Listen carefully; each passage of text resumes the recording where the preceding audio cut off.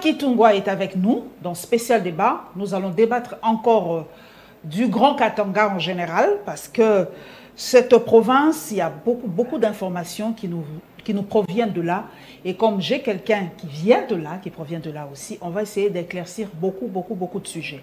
Très heureuse d'être avec nous. Je peux t'appeler Christian? Pas de problème. Ça passe. Christian, qu'est-ce qui se passe au Grand Katanga en général? Nous commençons d'abord par le dossier des Koulouna, de Kanyama CC. On voit des contradictions de part et d'autre, des mamans qui pleurent, qui disent qu'on a pris leurs enfants des forces et tout ça. Des images pas très rélusantes du Grand Katanga. Qu'est-ce qui se passe par rapport à ce dossier? Est-ce que vous avez des informations par rapport à ça?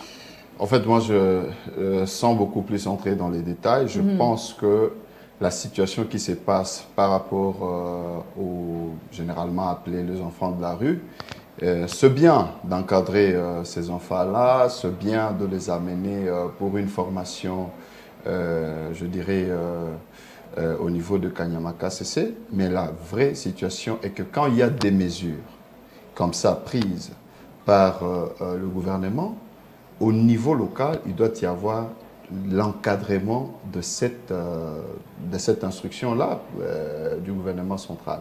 Parce que quand vous arrêtez des enfants, mais il faudrait qu'il y ait quand même une commission qui, au demeurant, essaye de se renseigner sur tout enfant, ne fût-ce que par l'écouter, ne fût-ce que par l'entendre, vous allez vous rendre compte que non, voilà, celui-ci a tel bagage, il a quand même étudié et tout consort. Parce qu'aujourd'hui, nous avons même des étudiants qui se retrouvent à Kanyama CC, ce qu'on a vu récemment. Donc, le vrai problème, c'est un problème de monitoring et de suivi par rapport à la mesure qui a été prise par le gouvernement central. Par le gouvernement central. Nous prenons un autre sujet avant que nous parlions du Lualaba. Les carrés miniers au Katanga, ça suscite toujours des passions. Aujourd'hui, il y a des révélations, il y a des politiques qui ont acheté des carrés miniers, excusez-moi, et qui font employer des Chinois. Quelles sont les procédures aujourd'hui pour avoir ou posséder un carré minier au Katanga? On a l'impression que quand tu es en politique ou que tu as un peu d'argent, paf, tu as un carré minier. Et le Katanga aujourd'hui est devenu des terres à vendre comme ça à vil prix ou quoi? Ce n'est pas interdit aux politiques d'en acheter. Okay. Tout Congolais a la possibilité d'être un requérant de carré minier. Mais le problème, c'est la procédure. Le cadastre minier est là, ce n'est pas pour... c'est la raison pour laquelle le président de la République avait suspendu les activités, le guichet du cadastre minier pour essayer d'évaluer tout ce que nous avons comme réserve, tout ce que nous avons comme ressources au niveau de la République démocratique du Congo et par conséquent régulariser maintenant. Vous êtes sans ignorer que Madame, notre ministre de Mines, ministre national de Mines, avait en son temps suspendu tout ce qui était le requérant, qui n'était pas en ordre, qui ne payait pas de taxes et tout consort. Bref, ce qui n'était pas dans la légalité. Et c'était toute une liste de plus, je crois, de 2000 concessions qui ont été révisitées pour permettre à ce que l'État ait en possession cette terre-là. Parce qu'aujourd'hui, nous avons comme impression que même l'État n'a plus des endroits. Vous pouvez avoir votre ferme, mais le jour que vous allez oser vous découvrir des minerais là-dedans, on va vous informer que non, depuis, je ne sais pas moi, 1990, ça a été, voilà, le propriété de l'État. Non, d'un sujet chinois, d'un sujet, je ne sais pas moi, congolais, tout ça. Ce que les gens oublient est que le cadastre minier et le cadastre foncier est différent. Ah, ok. Vous pouvez avoir le titre foncier, mais vous n'avez pas les titres dans le cadre du cadastre minier. Donc, le cadastre minier a de l'emprise sur le foncier. Donc, ce qui veut dire que vous pouvez avoir vos documents, votre parcelle et tout consort. Ça, c'est le législateur qui a prévu ça. Vous pouvez avoir ça, mais dès lors que vous avez le document du foncier et que l'autre a le document du cadastre minier, absolument. Vous vous perdez. Vous allez tout simplement donner ce que vous avez eu comme investissement en termes d'évaluation et lui va vous rembourser et il Est-ce que ça se fait? C'est ça le problème. Est-ce que les populations du Gros Katanga se retrouvent socialement avec tout ce qu'on a comme richesse, mais la population est pauvre? Pourquoi ce paradoxe continue toujours malgré qu'on a changé le code minier? Non, le code minier, aujourd'hui, c'est un chef-d'œuvre, je vais dire, parce que quand vous analysez tout ce qui est là à l'intérieur, le cahier de charge, la responsabilité sociétale des entreprises, quand vous analysez les redevances minières, quand vous regardez le fonds pour génération future, quand vous regardez tout ce qui est comme, comment dirais-je, dans le cadre social, je l'ai dit, le cahier de charge, c'est la population elle-même qui énumère le besoin sur 5 ans. Donc ça veut dire, chaque 5 ans, la population impactée par les activités minières est obligée de rédiger ce qu'on appelle le cahier de charge dans le cadre des RSE, la responsabilité sociétale des entreprises, et le présenter auprès de l'entreprise et négocier avec l'entreprise. Nous avons besoin de l'eau, nous avons besoin d'une école à tel endroit, nous avons besoin... C'est comme ça qu'aujourd'hui, vous allez voir que dans le Haut-Katanga, par exemple, il y a plus de 16 cahiers de charges, une vingtaine, je peux dire, de cahiers de charges déjà réalisés, déposés à la commission d'instruction de cahiers de charges qui est en train d'être analysé. Et donc, ce qui veut dire, d'ici horizon 2023, vous allez voir que dans le recoin, le coin et recoin du Haut-Katanga et dans c'est-à-dire les provinces qui ont les potentialités minières, vont rayonner les activités ou les réalisations dans le cadre de la responsabilité sociétale des entreprises. Nous allons au Lualaba. Pas toujours de très bonnes nouvelles, hein, quand nous sommes ici à Kinshasa. Les gens tweetent beaucoup. Et aujourd'hui, ça me fait plaisir d'avoir quelqu'un qui vient de là. Il y a eu des documents du Tanganyika. C'est le Lualaba ou le Tanganyika? Le Tanganyika. Voilà. Donc, il y a des documents qui ont fuité, que nous avons vus sur Twitter, parce que Twitter, c'est vraiment une grande source d'information pour moi, que celle qui est nommée gouverneur ou élue gouverneur aujourd'hui aurait des antécédents avec la justice. Est-ce vrai, est-ce faux? Parce que ça fait quand même tache d'huile. Est-ce qu'avant de procéder à l'élection, est-ce qu'on n'a pas vérifié les casiers judiciaires, comme on dit, et tout ça? Comment elle est passée par les mailles du filet pour arriver gouverneur si elle n'a pas un casier judiciaire vierge? Ce qui est dommage, ce qui est regrettable, donc nous l'avions suivi aussi de la même manière que vous venez de l'annoncer, par voie de médias. Nous l'avons appris. Dommage que ce soit encore une fois ma province qui se retrouve dans des pétrins pareils. En fait, nous avons appris. Après avoir appris cette information, nous étions obligés de creuser, de comprendre, est-ce que cette situation, étant donné qu'on est notable dans cette province, acteur politique dans cette province, je suis coordonnateur de l'Union sacrée dans cette province, et sûrement, je me suis dit que cette affaire ne pouvait pas passer comme ça, inaperçue. Je devais essayer de creuser et m'en rendre compte. Et malheureusement, comme vous l'avez annoncé, les documents preuve à l'appui, Madame a été élue le 6 mai 2022. Malheureusement, elle n'a pas renseigné dans son casier judiciaire qu'elle a été condamnée. Donc Madame est une reprise de justice qui se retrouve aujourd'hui à la tête de la province. Les documents sont là, les preuves sont là. On peut voir parce que nous ne voulons pas de diffamation. Voilà. Ici, c'est l'ordonnance de mise en liberté provisoire. Oui. Madame a été On va vous le montrer carrément. Donc, l'an 2014, le premier jour du mois d'avril, nous, Polycarpe Mikobi Mikwete-Namboy, officier du ministère public près la cour d'appel de Lubumbashi, vu l'instruction ouverte à charge de Ngungwa Moyou Majuli, mieux identifié au dossier, inculpé du chef de faux en écriture, article 124 du CPL 2 de faux et usage de faux, article 124, et 126 du CPL 2 et d'escroquerie, article 98 du CPL 2. Attendu que les nécessités de l'instruction et des circonstances tenant à la sauvegarde de l'ordre public qui ont motivé l'arrestation de l'intéressé ne justifient plus son maintien en détention préventive et n'existe plus conformément aux articles 32 et 33 du Code de procédure pénale. Ordonnons que l'inculpé sera sous demande laissé en liberté provisoire, mais aux conditions suivantes: verser un cautionnement de $100, $1000 américains suivant quittance, ne pas quitter la ville de Lubumbashi, ne pas se trouver dans les lieux publics tels que gares, aéroports, etc., se présenter devant le magistrat instructeur chaque mardi et vendredi, n'est pas causer du scandale par sa conduite. Voilà. Voilà. Et vous allez voir, je vais vous remettre, ça c'est la signification d'un jugement. Donc en fait, le jugement a été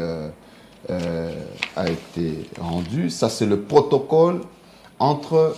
nous devons faire la part de choses. Okay. Madame a été une récidiviste. Ça veut dire, elle a été condamnée dans une affaire. Donc, quand vous lisez la plainte, qui a été déposée au niveau de la Cour de cassation, on dit elle fut placée sous mandat d'arrêt provisoire par le parquet général de Lubumbashi en date du 10 mars 2014, sous le registre du ministère public 3943. C'est enregistré au registre du ministère public, barre PG 025 MMK. Elle était poursuivie du chef d'escroquerie sur la brasserie SA, faux et usage de faux. Tenez-vous bien. Un cas de récidive après sa condamnation irrévocable par le tribunal de paix de Kamalondo à 18 mois des servitudes pénales. Kamalondo, c'est toujours à Lubumbashi. À Lubumbashi. Okay. Des servitudes pénales principales dans le dossier venant du même parquet général de Lubumbashi sous référence donc RFFA, registre du ministère public 2010, PG 025 MMK bar 2012. Mais comment les autorités n'ont pas eu tous ces dossiers? Comment ça se retrouve chez vous? Donc, et quand elle était candidate, comment tous ces dossiers n'ont pas été en fait, madame, à la portée vous allez tout simplement constater. D'ailleurs, il faut signaler qu'aujourd'hui, la situation est telle que les dossiers sont en train de disparaître dans les annales au niveau du greffe. Voilà, parce que récemment, les avocats de Madame Julie ont adressé une lettre au président pour demande de suivi, donc au fait de la suite, pour une demande de suite du dossier. Mais s'il vous plaît, pour continuer, est-ce que le président l'a déjà, comment on a dit? Puisque dernièrement, le président a, le terme m'échappe, pour les autres gouverneurs, oui. Chopo et les autres. Est-ce que pour elle, c'est déjà fait? C'est déjà fait. On a entériné. On l'a déjà entériné. Mais il n'y a pas de problème, madame. Mais la justice est là. Si madame a trompé la justice, a trompé tout le monde, a dupé la loi, mais la loi nous rattrape. Vous n'en faites pas une affaire personnelle, parce que si elle a déjà payé tout ça, si elle a été acquittée, tout ça, vous n'en faites pas une affaire personnelle. Elle n'a jamais été acquittée, c'est comme ça que je vous explique. Okay. Madame, dans le dossier de la brasserie, elle n'a jamais été condamnée. Elle a donné, vous avez vu le protocole d'accord, elle a reconnu avoir escroqué plus d'1 million de dollars auprès de la brasserie et elle a commencé à payer, elle n'a jamais payé jusque maintenant. Et vous allez vous rendre compte que madame était condamnée sur un autre dossier que je ne connais pas, mais la plainte renseigne le numéro du dossier. Elle a été condamnée pour 18 mois de prison. Et quand on la retrouve, excusez-moi, quand on la retrouve sur le dossier de la brasserie, c'est comme ça que le procureur se rend compte que non, il y a un cas de récidive, Nimwizi Wazamani. Donc, il faut la garder en prison. Elle a fait la cassapa. Après 30 jours, elle demande une liberté provisoire. Qui a été accordée. Qui a été accordée. En fait, c'est une mise en liberté provisoire. Elle est de combien de temps? Parce que jusque maintenant, elle est mise en liberté provisoire. Et vous avez lu très correctement, madame, que elle ne pouvait pas se retrouver dans des milieux publics. Elle ne pouvait pas, tels que la gare, l'aéroport, elle ne pouvait pas quitter la ville de Lubumbashi. Qui a fait qu'aujourd'hui, madame quitte la ville de Lubumbashi pour se rendre à Kinshasa, pour se rendre à Kalemi? Et vous allez tout simplement comprendre, je suis d'avis de ceux qui disent que dans l'affaire de la brasserie, elle n'a jamais été condamnée. Effectivement, elle n'a jamais été condamnée. Et les avocats de madame demandent au président Tshibwabwa la suite du dossier. Ce qui veut dire qu'ils reconnaissent qu'il y a eu existence d'un dossier. Un dossier pénal. Mais le président va écrire que le dossier n'existe pas. Oh. Ok. Si le dossier n'existe pas, ici, le document que nous avons ici, les documents ont été... On a demandé lever copie du document le 22 juillet 2022. Mais le président... En français facile. Lever document, ça veut dire... Lever copie, ça veut dire, après condamnation, on va classer le dossier au greffe. Okay. Et le dossier est fermé avec la CI. Scellé comment? Voilà, scellé. Okay. Il y a une procédure pour lever copie. Alors, cette procédure a été faite, je pense, par l'avocat ou le cabinet qui a amené madame en justice. Et il y a eu levé copie. Levé copie, le quantième madame, le 22 juillet 2022. Quand il était déjà gouverneur? Elle est déjà gouverneure. Okay. Mais le président Tshibwabwa va répondre que le document n'existe pas le 5 août 2022. Ce qui veut dire que c'est après la demande de lever copie. Et ces copies-là, quand on lève une copie du dossier, on les certifie copie conforme à l'original.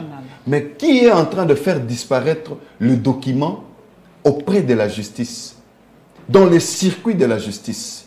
Nous connaissons qui peut avoir le pouvoir de faire disparaître le dossier dans les annales de la justice. Chacun va répondre à ses actes. Chacun va répondre à ses actes parce que le procureur général, celui qui a les prérogatives de voir les charges qui sont accusées ou retenues, les reproches auprès de madame, est-ce que ce sera retenu ou classé sans suite? Donc aujourd'hui, les gens qui se mettent à infiltrer la justice pour faire disparaître leurs pièces de conviction, je suis très sûr qu'ils seront... parce que c'est vraiment limpide, les documents sont là. Mais aujourd'hui, si quelqu'un d'autre, si un journaliste veut investiguer, on n'aura plus ces documents? Ben oui, et c'est comme ça que dans le registre, quand vous regardez dans la plainte, c'est pas monté de toutes pièces. Dans la plainte, on renseigne même le numéro. On dit, quand on dit RMP, registre du ministère public, on renseigne le dossier. Dans les annales de la justice, les dossiers ont été enregistrés et classés. Quand on a demandé lever copie, c'est auprès de cette même justice, c'est auprès du greffe. On a levé copie au niveau du greffe. Mais comment se fait-il que le dossier physique va disparaître, que ça n'existe plus? Donc il y a vraiment un problème sérieux au niveau de notre justice. Nous avons dit à madame, au lieu d'attendre que la justice se prononce, parce qu'elle est consciente qu'elle a fait la prison, elle est consciente qu'elle a été condamnée, et elle revient avec l'histoire de la brasserie, c'est clair, madame doit tout simplement rendre le tablier au directeur de cabinet du chef de l'État qui la sponsorise, qui est son parapluie, de nous choisir quelqu'un d'autre et que cette personne soit de l'UDPS, nous allons l'accompagner. C'est pas le haut de toi que je m'y mette, Christian, parce que beaucoup disent c'est vous qui voulez être gouverneur. Donc c'est pas le haut de toi que je m'y mette, parce que c'est ça le Congolais, quand quelqu'un d'autre est là, il veut prendre sa place et tout ça. C'est pas le combat que vous menez. Moi je suis correct, hein, je suis clair, je pose des questions claires sans détour. Exactement. Parce que vous ne voulez pas prendre sa place tout simplement. À une question claire, une réponse claire. Madame, je m'adresse au directeur de cabinet du chef de l'État, qui est notre grand frère, notre notable du Tanganyika, que Mukubwa choisisse un autre candidat ou une autre candidate. Nous allons l'accompagner.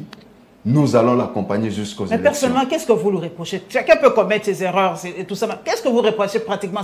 Tout ça, c'est... Abetagilibakou, comme on dit en lingala. Elle s'est peut-être rattrapée. Qu'est-ce que vous voulez? Je suis très d'accord avec vous. Quelqu'un peut commettre une erreur. Effectivement, c'était une erreur. Mais cette erreur-là, du point est à deux niveaux. L'erreur est à deux niveaux. Dans quel sens? au niveau du directeur de cabinet du chef de l'État et au niveau de Mme Julie Ngungwa. Au niveau de Mme Julie Ngungwa, l'erreur est où? Elle n'a pas renseigné qu'elle est une reprise de justice. Elle n'a pas renseigné qu'elle a été condamnée. Donc, parce qu'elle n'a pas renseigné, c'est que si vous avez un casier judiciaire, donc vous ne pouvez pas être candidate, c'est ça? Vous ne pouvez pas. La loi est claire. La loi l'interdit. La loi l'interdit. Elle ne pouvait même pas ressortir cela. Si elle aurait renseigné cela, elle ne pouvait même pas être retenue candidate. Et l'erreur, quand vous dites erreur, auprès de la justice, on ne dit pas, on ne l'appelle pas erreur, on dit infraction. Quand vous dites que vous avez commis une erreur, vous arrivez au parquet, ça ne s'appelle pas erreur, ça s'appelle infraction. Mais du point de vue du directeur de cabinet du chef de l'État, Guilain Nyembo, notre notable, l'erreur est à quel niveau? De tous ces temps, il a passé sa vie en Europe. Il ne connaît pas les gens dans la communauté. Il est de bonne foi. Moi, je suis Emba. Madame Julie est Emba. Elle est de ma communauté. Mais Moukouba Guilain, exactement, je suis en train de soutenir notre notable Guilain Nyembo.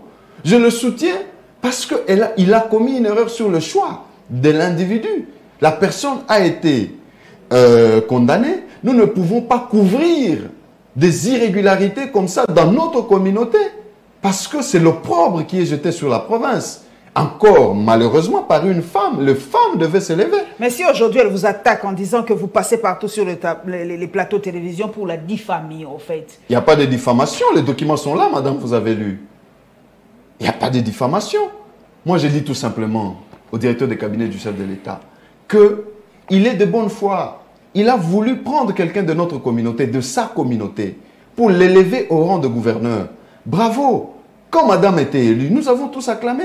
Nous avons dit que non, voilà, c'est vraiment réconforter les femmes, la promotion de la femme et tout consort. Mais dès lors qu'il y a des irrégularités, dès lors qu'il y a des problèmes, lui, le directeur de cabinet, a passé toute sa vie en Europe. Il ne connaît pas les gens dans la communauté. Je profite de votre caméra pour annoncer et demander aux parents qui envoient les enfants en Europe. Vous pouvez envoyer un enfant en Europe. Il va étudier. Il est intelligent, il rentre avec des diplômes, mais il ne connaît pas la communauté, il ne connaît pas les gens. Voilà l'erreur aujourd'hui que Moukouba tombe sur un choix qui n'honore pas la province. Mais cela revient à cette problématique, moi j'y reviens toujours, de la territoriale des originaires. Christian, est-ce que dans votre province, là, pour que la province de Lualaba s'élève, Tanganyika. Tanganyika, mon Dieu. Lualaba, c'est quoi? C'est la capitale? Non, Lualaba, c'est la Colosie. Oh mon Dieu. Donc, nous avons 4 provinces dans... Vous voyez, je suis toujours perdu. Le Tanganyika. Excusez-moi. Les Lualabais, toutes mes excuses. Voilà. Le Tanganyika. Est-ce que pour que le Tanganyika prospère, est-ce qu'il faut seulement un fils du terroir? Parce que moi, par exemple, je peux être bénéfique aussi au Tanganyika, mais comme je ne suis pas originaire du Tanganyika, vous n'allez pas m'élire.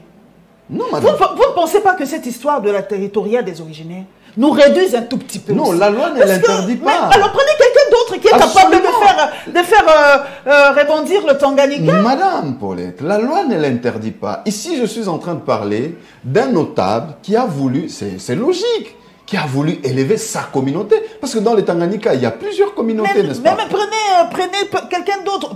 Moi, je pense qu'il y a beaucoup trop d'histoires. C'est à cause de la territoriale des originaires. Si vous prenez quelqu'un du Grand Bandundu, du Grand Équateur, tous ces problèmes-là, ça ne figureraient pas. Absolument pas. Sur Mobutu, on n'avait pas trop ces histoires. Absolument pas. Il y a trop de petits problèmes entre vous, entre les gens de la même communauté et tout ça. C'est ça. En fait, madame... Moi, je trouve que c'est une guerre communautaire, tout simplement. Absolument pas. Il n'y a pas une guerre communautaire. Comment vous êtes tous du même Madame, n'essayez pas de réduire ma province au niveau de communauté. Mais sinon, je pouvais me taire. Si seulement je pouvais réduire mon combat au niveau de la communauté, encore de ma tribu, je pouvais me taire. Vous auriez pu la protéger. Je pouvais dire que non, c'est ma soeur, je m'étais. Mais parce que c'est un débat des caniveaux. Je ne peux pas accepter que ma province soit considérée comme une province de pacotille à cause des considérations au niveau tribal. Je ne peux pas l'accepter. Je suis Emba, mais je dénonce très clairement que la situation de ma province, elle est criante. La situation de ma province a à sa tête une reprise de justice. Mais les maintenant, preuves sont là, je ne m'acharne pas contre elle. un individu. Je n'ai rien à voir. Je n'ai rien à voir avec madame, notre gouverneur. Ce problème est déjà sur la table du chef de l'État ou ce problème est déjà sur la table des autorités? Nous sommes en train de communiquer pour que le chef de l'État s'en saisisse. La situation, elle est catastrophique. Et là-bas, comment les gens, comment les Tanganiquais ressentent ça? Comment la population perçoit cette... Non, mais la population n'a que ses yeux pour pleurer. La population n'a que ses yeux pour pleurer. Et nous, notre obligation, comme nous le disons en tant que leader, c'est de dire tout haut ce qui se dit tout bas. Parce qu'aujourd'hui, c'est la terreur dans les Tanganyika. Vous savez dans quelle manière madame a été élue par le FCC. Et c'est le modus operandi du FCC qui revient dans les Tanganyika. Et quand nous nous le disons, voilà, nous sommes des hommes à abattre dans les Tanganyika, nous sommes des personnes non grata dans les Tanganyika. Donc, la situation que vit ma province est déplorable. Nous lançons un cri d'alarme au chef de l'État de s'en saisir, qu'il se saisisse de cette situation. Aujourd'hui, madame, elle est la toute-puissante. Nous connaissons les gens qui la protègent. Il ne faudrait pas qu'une histoire de concubinage ou de ceci puisse primer sur la gouvernance de la province. Il y a trop de problèmes. Qu'est-ce que vous rencontrez comme problème aujourd'hui au Tanganyika?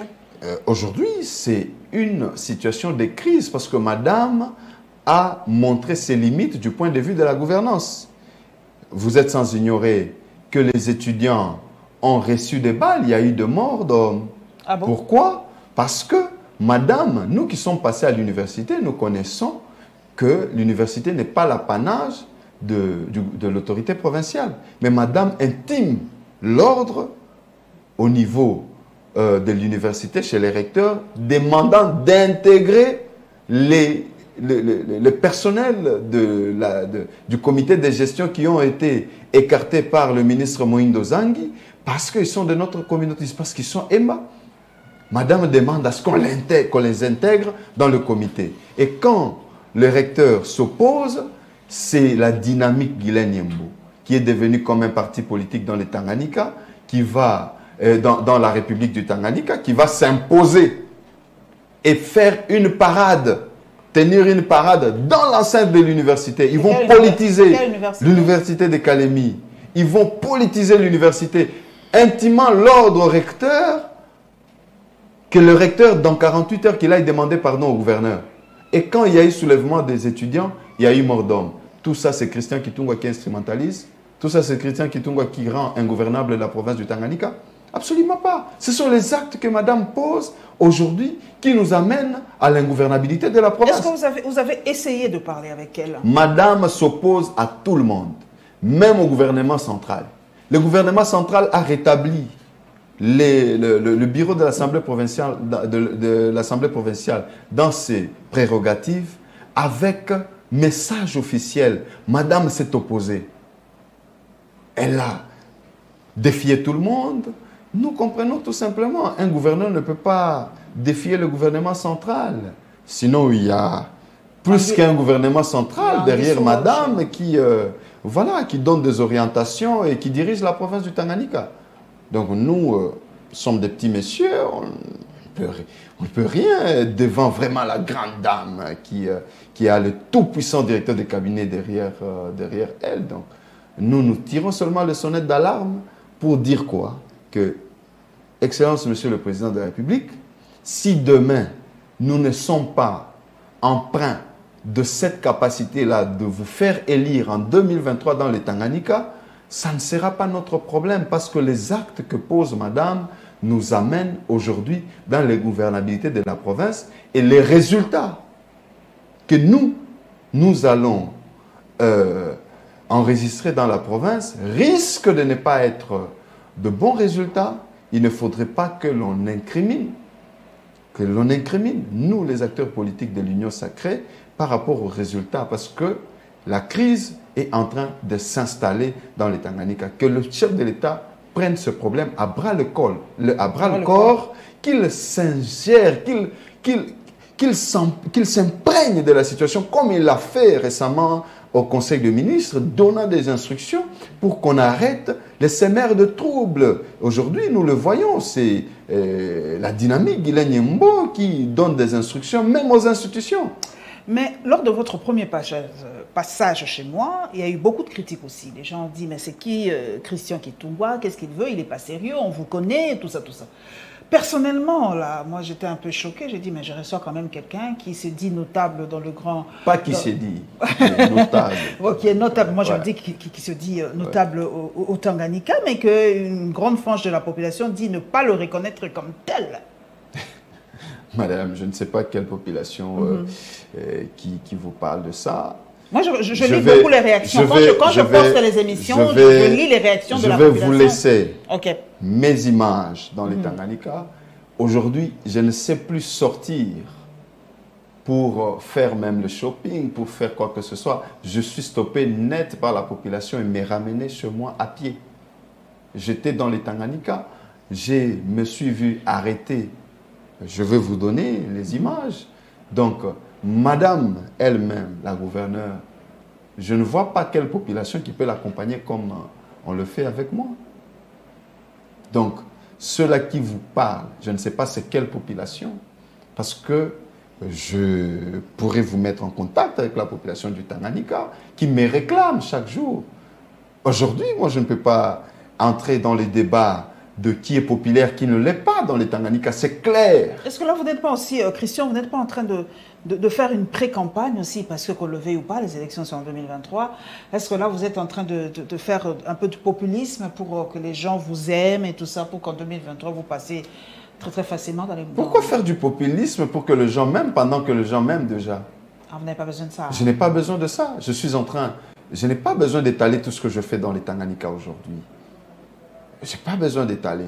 Je n'ai aucun poste dans les Tanganyika. Je n'en vis même pas.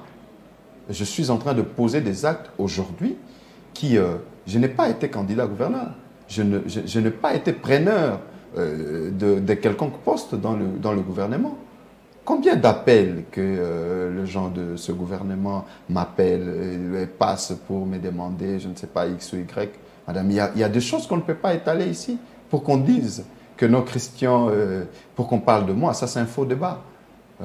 Ça c'est un faux débat. Demain après-demain, je vais vous inviter dans les Tanganyika. Vous allez palper du doigt qui est Christian Kitungwa dans ce coin.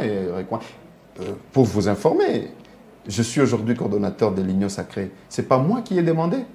Il y a eu une déclaration des fédéraux qui ont demandé, et me demandant d'accepter que je sois coordonnateur de l'Union Sacrée. Est-ce que ce sont des fainéants, ces gens-là? Mais vous avez dit quelque part que l'Union Sacrée risque de perdre au Tanganyika à cause du Exactement, j'en suis le coordonnateur, je suis en train de tirer la sonnette d'alarme. Parce qu'aujourd'hui, le FCC a repris la manette du Tanganyika. Le bureau de l'Assemblée provinciale que madame était en train à tout prix de vouloir instituer, c'est un bureau composé de membres du PPRD FCC, donc dirigé de main de maître par Zoé Kabila. Aujourd'hui, la province, quand vous regardez la composition du gouvernement de Madame Julie, quand bien même que le gouvernement est costaud, mais la province n'a pas de moyens. Combien de ministres en provinciaux? Plus de 15. Plus de 15. Plus de 15. Donc vous allez vous rendre compte que Madame passe pas plus d'un mois. Elle va demander un crédit de 10 500 000 $ auprès de la banque, sans évaluer les entrées de la province, pour lui permettre de payer ses dettes à gauche, à droite. Parce qu'il paraît qu'au niveau de la brasserie, il lui reste même 600 000 $ qu'elle n'a jamais payé. Il paraît, je n'ai pas... voilà, donc vous allez tout simplement comprendre que la province, aujourd'hui, est en train de régresser. Mais revenons un peu au passé. Mais quand Zoé Kabila était là, on nous a dit, image à l'appui aussi, j'ai vu à un moment, j'étais déjà à Kalemi aussi, qu'il y avait des constructions, j'ai vu des routes qui ont été construites, j'ai vu des ports, des bateaux, on a dit que sous Zoé Kabila, le Tanganyika a émergé. Mais aujourd'hui, on a l'impression que le Tanganyika c'est down là. Plus on a dit que les chantiers sont déserts, on ne travaille plus. Vous parlez du bateau, le bateau de Kabila? Oui, j'ai vu un bateau qui est en construction, les routes aussi ils ont étaient beaucoup faites, de les moyens. plages et tout. Kabila a beaucoup de moyens, il pouvait faire un bateau, il pouvait faire plus même. Plus de 18 ans au pouvoir. Mais c'est sa province. Mais pourquoi vous n'avez pas laissé Zoé Kabila travailler alors? Non, je parle de Joseph Kabila, non, moi, qui a érigé son bateau privé, qui ne bénéficie pas, que la province ne bénéficie pas. C'est le bateau personnel. C'est le bateau personnel de Joseph Kabila. Ils ont beaucoup de moyens, ils pouvaient faire plus. Ça, c'est sa province. C'est sa province d'origine. Pendant 18 ans, qu'est-ce qu'on nous a laissé? Il n'y a qu'une seule route. Mais quand Zoé était là, il a quand même arrangé tout. Il n'y a qu'une seule route de l'aéroport au gouvernorat. Mais madame, vous me parlez de quelle route alors? Mais il était en train de faire autre chose. J'ai vu des chantiers, tout ça. L'aéroport, les dossiers de l'aéroport aujourd'hui. L'aéroport aujourd'hui, c'est à quel niveau? C'est à quel niveau? Mais parce qu'il est parti plus. Mais il y a à boire à manger dans ce dossier-là. Ah, ok. L'aéroport n'avance pas.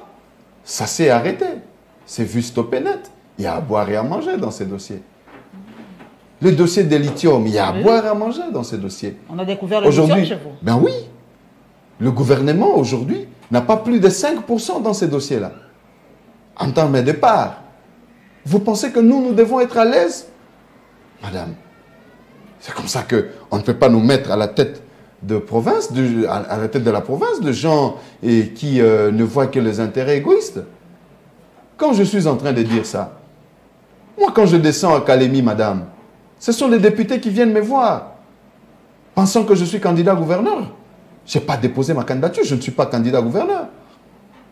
Mais si c'était une question de positionnement, comme on l'a dit, je n'envie pas un poste là-bas. Ce n'est pas un problème de positionnement. Ils connaissent quel poste que j'ai. Donc ici, la question n'est pas celui-là. Comme vous le connaissez, comme vous le savez, tout politique, le seul langage, c'est toujours les politiques en mal de positionnement. Apparemment, c'est le seul mot que les politiques connaissent dans les dictionnaires. Qu'est-ce qu'ils appellent en mal de positionnement? Qu'est-ce que je suis en train de chercher? Quand je l'ai dit, comme vous, que nous l'avions appris dans les médias, que nos madames aient une reprise de justice, cela pose problème? Je suis en mal de positionnement? Quand nous révélons que la dynamique d'Hélène Yembo est allée provoquer les étudiants, aujourd'hui il y a mort d'homme, c'est qu'il y a un politique en mal de positionnement? Quand nous disons que madame s'est opposée noir sur blanc aux instructions du gouvernement, national, donc le gouvernement central, je suis à la quête de positionnement?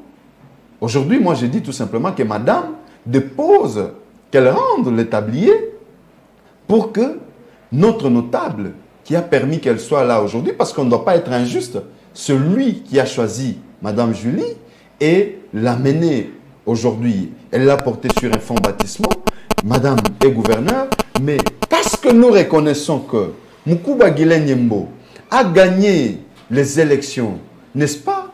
A gagné les élections sans contestation, nous disons tout simplement que c'est simple, qu'ils nous choisissent un candidat ou une candidate pour que l'on l'accompagne aux élections et que la province soit calme. Si moi, je suis quémandeur de quoi que ce soit, madame, je ne pouvais pas faire une proposition de sortie de crise. Ah, vous proposez une sortie de crise. C'est une sortie de crise. Mukuba Guilin, comme moi, l'a appris dans le média, c'est clair. Ça ne sert à rien de chercher à faire disparaître les dossiers physiques pendant que les éléments de preuve sont déjà à la portée de tous. Et c'est très dangereux parce qu'il y a des gens qui risquent de se faire arrêter. Parce que quand le procureur va chercher à mettre de l'ordre à l'interne, cherchant les dossiers physiques et les dossiers de physique disparaissent, c'est très grave.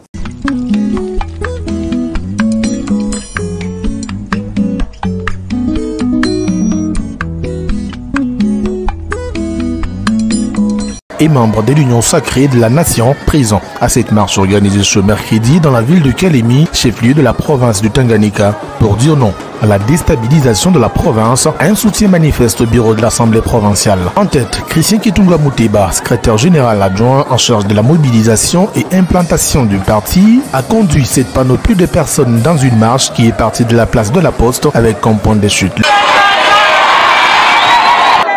Kama wewe uko na maina yako alafu ule maina yako pendant 18 ayakanyangaka kwako, ule maina yako anakupenda, nauliza anakupenda. Uko na semeki yako pendant 18 ile saa bwana ayamkatala bado anakuwa asiyakanyangaka kwako, kweli ule semeki yako anakupenda? Leo hatukuweza kufanya pendant 18 ans. Napenda kumiuliza kwanza, tutaweza kuirealize mutwaza? Sione mikono yenu, eske mutwaza tutairealize? Tutairealize mutwaza? Tumupatie President Tshisekedi muda. Na njoo kwa maana sisi tunakuya hapa Tanganyika, tukue tupike kazi tulete développement. Face à la misère que traverse la population du Tanganyika, celui-ci a appelé au renouvellement de la classe politique en province. Kama tunataka, kama tunapenda tuchanger mambo, ni kusema il faut tuchanger viongozi vyetu, tuchanger nini? Des initiatives de développement à la base sont envisagées dans un temps record par son natif de Kalemi pour soutenir les actions du chef de l'État, Félix-Antoine Tshisekedi Tshilombo. Et pour finir, une messe d'action des grâces est organisée dimanche à la paroisse Christ-Roi de Kalemi. Plusieurs centaines de militants de ACO sont présents. Toutes les étapes de l'Eucharistie respectées, Christian Kitungwa a décrit l'objectif de cette célébration. En tant que parti politique ACO, parce que nous avons clôturé notre mois avec les mamans au stade sous forme d'une fête. Nous croyons dans de valeurs chrétiennes. C'est comme ça que nous nous sommes résolus de clôturer notre mois avec la messe. De là, il sera à nouveau escorté jusqu'au siège de l'avenir du Congo, ACO, parti de l'ambassadeur Denis Ponza Maloba. Sur place, Christian Kitungwa s'est adressé à la foule à qui il a appelé à soutenir le chef de l'État Félix-Antoine Tshisekedi et le président de son parti politique Avenir du Congo, l'ambassadeur Denis Ponza Maloba.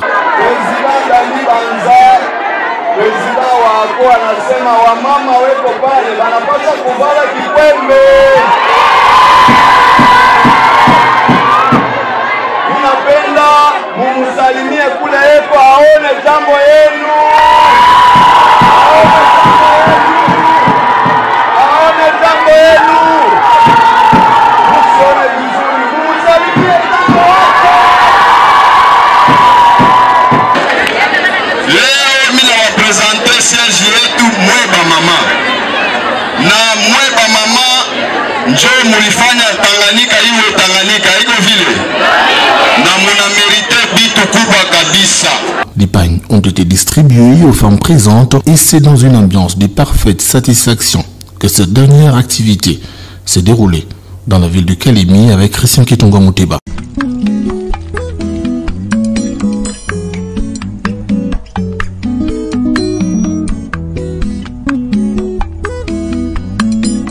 C'est très grave. Je crois que nous avons fait le tour de cette question, mais comme j'ai quand même un intellectuel avec moi, nous ne pouvons que parler un peu de l'Est de la République, la situation à l'Est de la République, parce que ça impacte tout le monde. Christian, les Nations Unies ont déclaré aujourd'hui presque ouvertement que le Rwanda était derrière les attaques que nous subissons, le M23 et autres. Et beaucoup disent que c'est vraiment une avancée diplomatique énorme, parce que c'est une reconnaissance internationale. Et qu'est-ce que vous en pensez? Vous pensez que cette fois-ci, avec cette reconnaissance, la situation peut changer un tout petit peu à l'est de la République? Le problème c'est au niveau des déclarations. Ne soyons pas dans des gesticulations inutiles. Reconnaître ou pas reconnaître, d'abord, nous devons dire, c'est une diplomatie agissante du chef de l'État, qu'au niveau des Nations Unies, qu'on le reconnaisse. Mais c'est déplorable que l'on arrive à le faire après combien de temps, après combien de morts, après combien de massacres, n'est-ce pas? Après combien de temps, après combien de pression? Vous êtes pour le départ de la MONUSCO? Vous avez vu les derniers dérapages, en fait, les morts et tout ça, des part et d'autre, MONUSCO, population. Vous voulez aussi le départ imminent de la MONUSCO? Je suis pour la réévaluation de la mission des Nations Unies. La réévaluation, et non le départ. Il y a nuance, hein, des mots. Vous Oui, voulez qu'on réévalue encore en quoi, là? Je dis bien qu'on réévalue, et c'est au chef de l'État et le gouvernement central, après avoir... Parce que quand on dit le départ, sur base de quoi? Sur base des rumeurs? Mais ils sont venus ici à base de quoi? Exactement. Ils sont venus en 99 déjà. C'est comme ça qu'il y a eu... Sur base de quoi ils sont venus? Il y a eu des soubassements sur base duquel les Nations Unies s'est retrouvé ici, qu'on réévalue les termes et les accords que les Nations Unies a eus entre les Nations Unies et notre gouvernement, pourvu qu'on voie est-ce qu'ils ont répondu aux attentes du gouvernement ou pas. S'ils n'ont pas répondu aux attentes, quitte au gouvernement de décider. Pas à moi de dire que non, voilà, ils doivent partir ou pas. Mais vous avez vu les réactions de cette population qui, eux, veulent carrément le départ. Mais les autorités, comme, non, il faut, vous, les intellectuels, réévaluons, tout ça. Mais la population qui vit ça dans sa chair tous les jours, disent non, nous voulons le départ parce qu'ils ne sentent pas l'impact de la présence des casques bleus chez eux. Madame, ma réponse, elle est claire.